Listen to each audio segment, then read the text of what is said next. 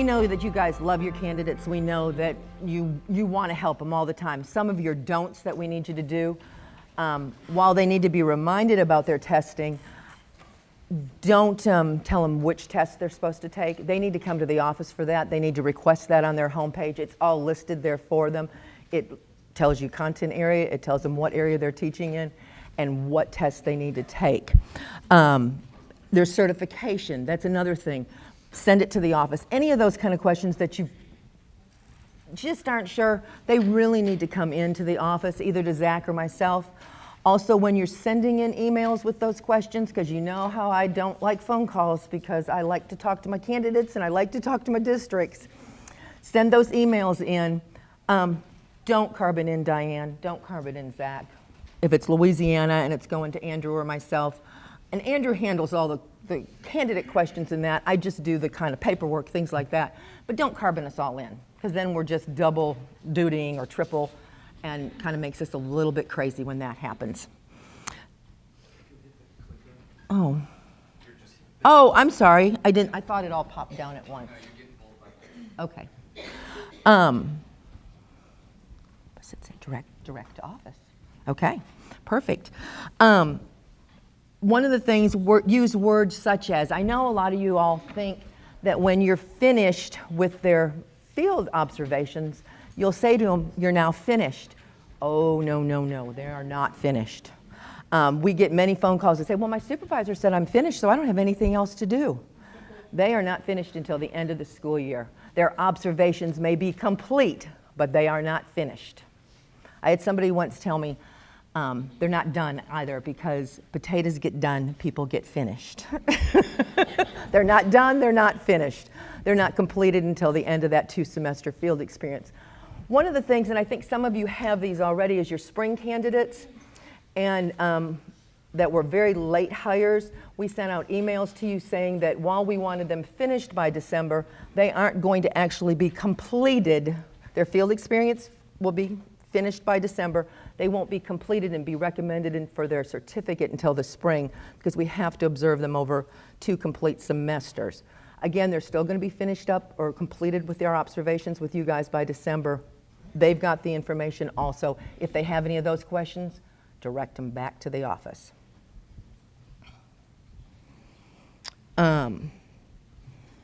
Instructional courses. The first one's informational. The other 6 are instructional. They are state specific in that first course. So Louisiana, Tennessee, Hawaii, Texas, everything in Course 5000 talks to them about that. The rest of the majority of the coursework is pretty constant across the board for them. They have an instructor that is assigned in 5000 and stays with them the whole entire time. Our instructors are really good about that. If they have a question about something that they're not sure about, it comes to the office. Again, send that email. Testing. Diane, did you get to look and see how many people have taken their test already on our new hires, which is kind of great? About 68, 70% have already gotten their content test taken and passed. Those that haven't, they happen to meet the requirement to be eligible for a probationary certificate because they have a college degree, such as a math degree, and they'll be teaching math. They might not have that content test passed yet, but they are eligible for that probationary certificate. Sometimes our candidates, they might say to you, my HR department's telling me I don't have a probationary certificate, and I applied for it, and I know you guys recommended me, and I'm not getting any response on that. Tell them to call the office, because there's probably, they haven't paid for that certificate. Again, send them back to us on that. Just redirect them to the office on those things. Oops, I went one too far, sorry. July 1 is our deadline that we give our candidates. They get an email starting in January, February, March, April, May. I have a reminder on my calendar about the 15th of each month that sends them out an email. It says, this is what you have to do if you haven't done this, if you don't have your reflections done, if this is, it is outlined and perfect. About April, March, Zach does a great little video for those that can't seem to read the whole email. They can listen to Zach, and he outlines everything again to them. It is there for them. That's where you need to refer them back to. I think this year we also carboned you in on one of those emails that went out so that you knew what that said to them. Refer them back to that email because they get all that information there. Works the same for all of the states. December 31st is kind of what we give them for their deadline if they're a spring hire. Again, that's kind of on a rolling. For your information, December 31st is everything when they need to have it all completed.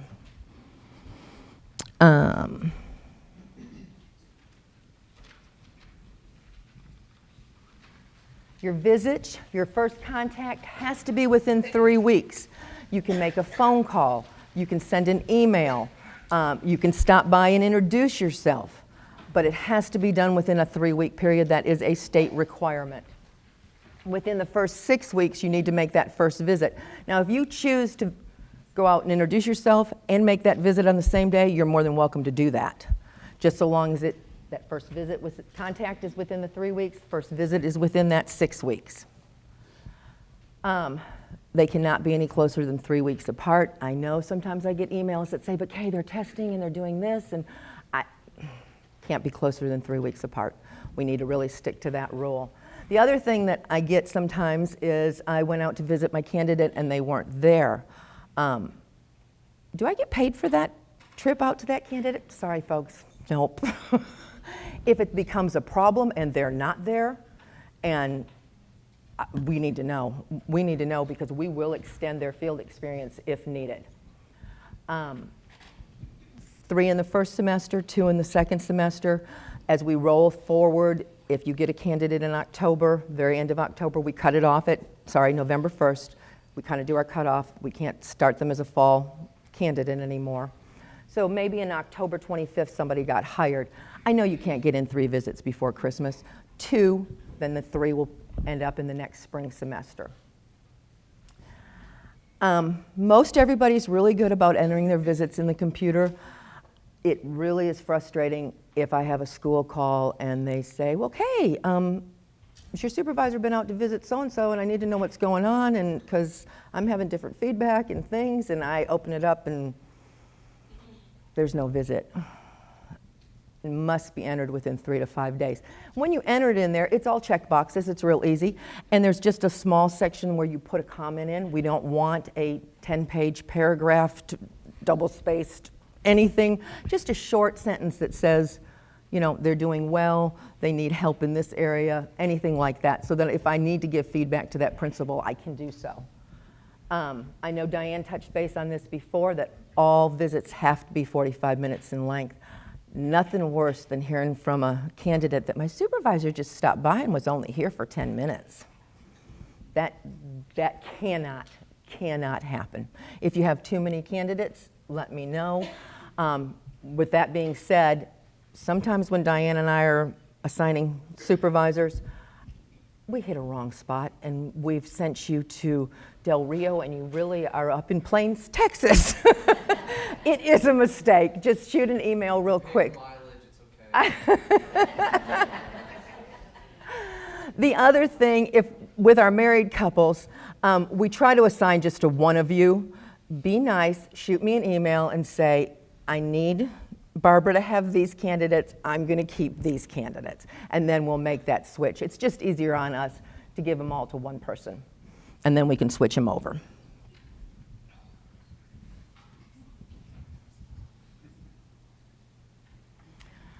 Maternity leave and extended illness, please don't rely on that candidate to let me know that that's what's happening. I need an email as soon as you know that. Maternity leave, they can miss 30 consecutive days, which works out to about 6 weeks. If it's going to be more than that, kind of shoot me a message that says, okay, they're out now, okay, they're back now. So we kind of have that down. The same thing with extended illnesses. Zach works real closely to, kind of monitor that. And we understand life happens, but we also have our state rules that we have to know about. If they're put on administrative leave, again, please don't rely on them to let us know. You have got to shoot us an email on that. In your forms, there is a growth plan in there. If they're put on a growth plan by the school. And I know sometimes they're not real forthcoming letting you know that until you see that principal in the hallway, and then they say, oh, by the way. But if you do, just kind of fill out that growth plan so that we have that in their file when all their paperwork comes in, and shoot me an email letting me know that we have that. I went over the old forms and which ones to throw away. Titles. This is strictly up to y'all. We're kind of sticklers about it in the office that Mr. and Mrs. is much better than Joe and Bob. I think that your candidates need to know that you're not their friend, that you are their supervisor. So we would really like to see, for the most part, that they're calling you Mr. or Miss or Mrs. Doctor. We think that's important. It is a personal preference, and you can handle that, but just something that we kind of do. When we send out emails, I mean, I'll say, contact Mrs. Fouts for your payment information. So we'd like to do that. Saw an email one day to a candidate, and it was kind of curt, not professional. I get it that we all get frustrated. Me more so than a lot, but please try to remember that they're first years, they're learning, it's hard on them, so be kind. They can get the information without some of that curtness in there. It doesn't happen all the time, but sure do hate it when it comes across our desks. Also, the emails have to be using what their email has in our database is the email you are to be responding to. All of our information goes to that email. Well, if somebody call and say, well, I never got those emails on finishing up the school year, we can see when they've opened them. We can see if, I can't tell if they've read them, I can tell if they've opened them. And then we'll say to them, well, yeah, it was sent to you all these times, but I see you never opened it. Oh, I don't use that email address. I only get into the system with that. That's the email that all of our correspondence goes to. Please, please. They can change that email to whatever they need it to be, but it needs to be the one that they're using for communication with both you and us. The other thing it allows us to do, again, if a principal calls in, Zach can open up your email and say, oh no, Frank told them on this day and this day and this day and sent the correspondence to them. Oh, okay. So we really need that information to be there that way. So they can change their email to the school address? They can. I mean, and some of them, because some of them that's the only one that they'll use. So yeah, they just have to call, they have to contact us to do it. Observations and their content areas. This is really, I don't care if what you take away from this conference and anybody else talks about anything, this is really important to me. When it says that they are teaching algebra and it says 7 through 12 math, that is the one and only area that you are to be observing them in. If it says algebra and science, and it says 7 through 12 math and 7 through 12 science, then you are to visit them in both of those areas. Split it over the course of the year. We're not saying that you have to do 5 in each area. You can do 3 in one and 2 in the other, but both content areas have to be. I cannot say that enough, observed in both areas. Some of them might be a PE and a 4th or 8 generalist. You got to go to PE class and you've got to go to the classroom. Both areas have to be visited. I can't say that enough. Zach?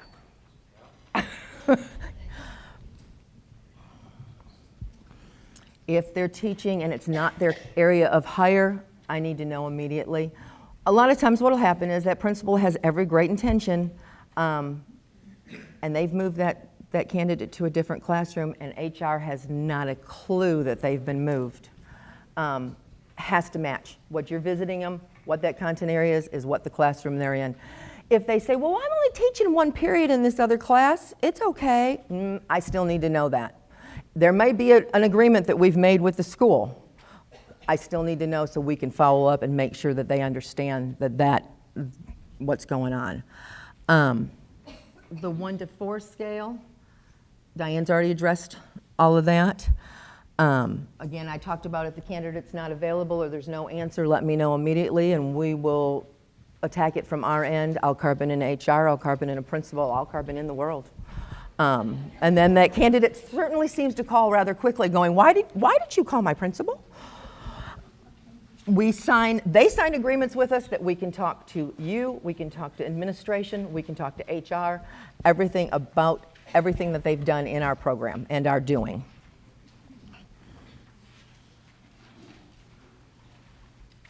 I know Diane talked about the copy to the candidate on the paperwork, copy to administration. You need to meet that administrator on that first visit and that last visit. And again, it doesn't have to be the principal. It could be other as assigned on that campus. Paperwork. December 1st and May 15th, paperwork is due into the office. We're asking that the spring visits, visit them in April. Don't visit them in January and February and stop, because there's a whole lot left to that school year. So while you might shoot an email out to them in January, make that first spring visit in February, and then it can be a little bit longer because spring break's in there and that. Go and visit them in after spring break and into April for that second visit. I know that testing is a huge hassle in that part of the visiting. Oh yeah, I hear you. I hear you. And maybe we need to dial back the number of candidates then that you have. If that runs into too much of an issue, I can't help all the state mandated testing in that. I can only worry about what the state tells us we have to do and how many times we need to visit and when we need to visit. We had a gentleman 2 years ago that he left on the first week in May. He got to redo his field experience because he did not complete it. And nobody knew it. It was only by chance that I found out because I was talking to the district. So again, that's why we want those visits to go, those April ones after spring break into April for that final visit. Besides that, that's when you're going to meet with that principal again, do that final visit and sign off. It kind of gives them our name in front of them again, because they also with the state have to fill out a survey. So we hear a lot of the principals don't know, oh, well, I don't even know what program that person's with. You're there, you're to tell them what program that person's with. Okay, thank you, Kay. So y'all all have heard the phrase happy wife, happy life, right? Happy Kay, happy day.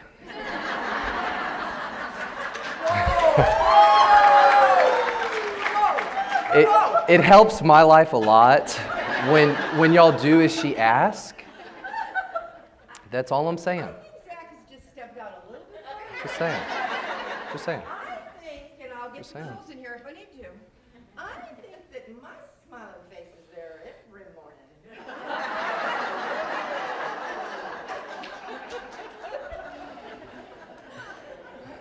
So between us,